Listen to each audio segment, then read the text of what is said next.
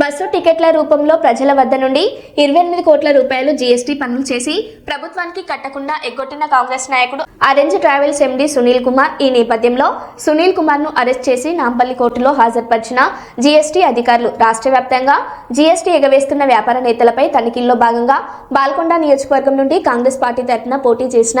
Orange passenger transport limited MD Sunil Kumar GST ఎగవేస్తున్నట్లు గుర్తించి arrest చేసిన డీజీఐ అధికారులు.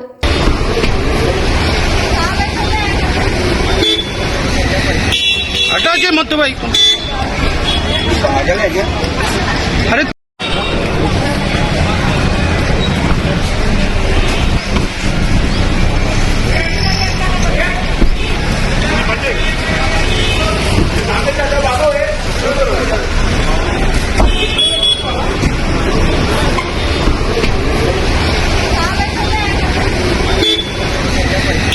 हटा के मत भाई अरे